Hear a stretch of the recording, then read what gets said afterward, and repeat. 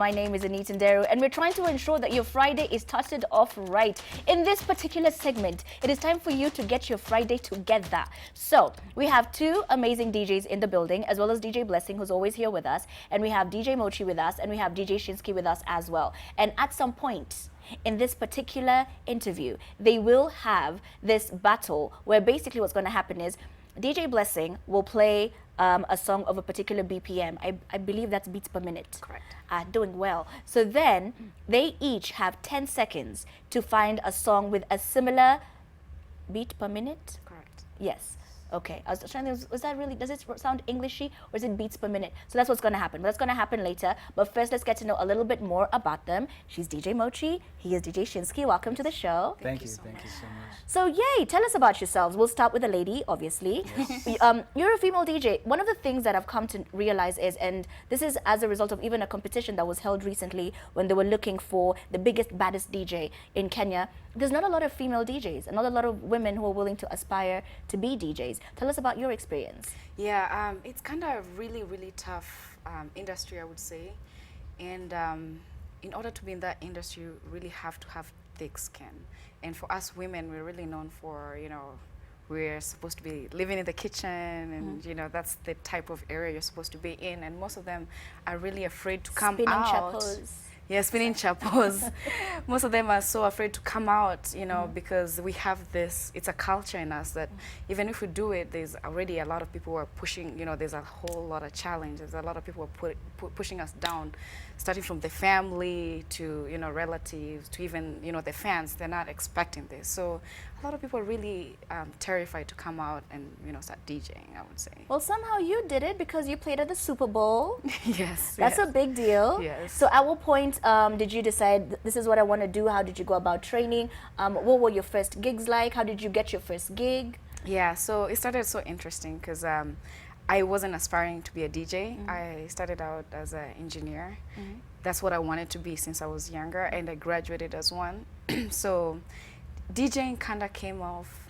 I would say it was more of a calling because it started as a hobby that I never knew that I had. It was just a friend of mine who was a DJ who kind of noticed that I have a really strong ear of DJing. Then one time he was like, oh, you know, you should come try it out. And I was like, I don't think so. I'm an engineer. I can't go back, you know, I can't just do DJing. Yeah. And then he insisted on it until one time I tried it. And I was like, oh, that's it?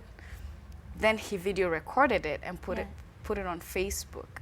And the comments were like, oh my gosh, female DJ, that's interesting. And I was like, oh, there's so much potential. I see potential for sure. I was like, okay, let me try it. So I tried it as a joke, and within a year, I would say it just blew up. And that's why I say it's more of a calling, because it was just a short period of time, but there was just so much that I accomplished, and I ended up quitting engineering.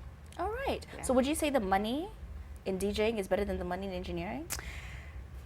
If you say so. Sometimes, yes. Okay. But mostly peace of mind. So there's Okay. a lot of advantages that come with DJing. We travel so much. I travel so much. And at the same time, I become, you know, mostly I'm my own boss. And yeah, the money could actually get to that level. Sometimes it does. So the thing about DJing, you know, you never know how many gigs you can have in a month. But sometimes you get more in 1 month, sometimes less. You know, so it depends on, you know, how busy you are. So the more you do it, the more you're in the industry, you actually can make way more than engineering. And for me, when I did engineering, I was young and I was not married and I didn't have a kid. So when you have those three factors, you get taxed a lot. Okay. So it's like I'm working hard, but at the same time I'm getting taxed so much. Okay. Yeah. All right, Shinski. Yes. So tell us a little bit about yourself. You know what I saw you, but at first when I saw Shinski, I was like, wait, now Shinski has decided to change his career to be a DJ now. DJ Shinski, you have done so well for yourself. You're an award-winning DJ. You've won numerous awards in numerous competitions. So tell the Kenyan Republic about you. Yes, my name is Shinski, Nonya Shinski, but just DJ Shinski. I live in Houston, Texas. I've been DJing for about 9 years. Beyonce's hometown. Beyonce's hometown, yes. And I'm an international DJ. I've been traveled all over the world. I've won numerous competitions and awards as well. And I'm here in Kenya to make a statement. So Okay. yeah. Have either of you DJed in Kenya yet? Yes. Yes. We had a tour, both of us, actually. Nice. So, what would you say is the difference between the U.S. crowd and the Kenyan crowd? Who trumps who when it comes down to partying? When it comes down to dundaing, who does it better? I would say Kenyan.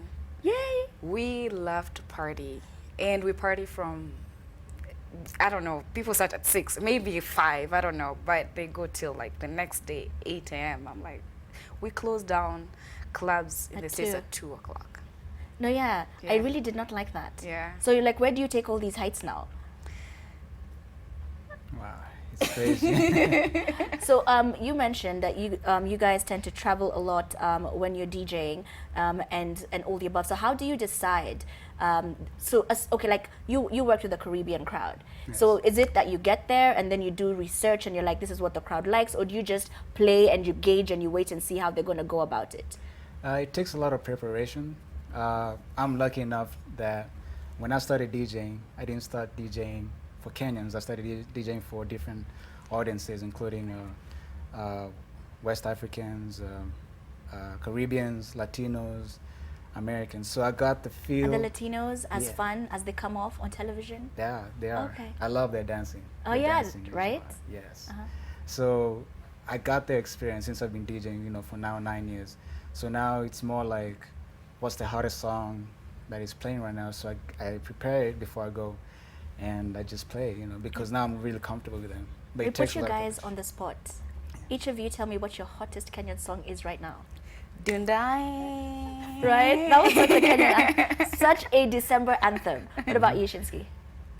Man, that's a tough one. But I love Diggy Diggy, our Oh, boy. yeah. That's a Okay. good one. Yeah, Yeah. that's a good one as well.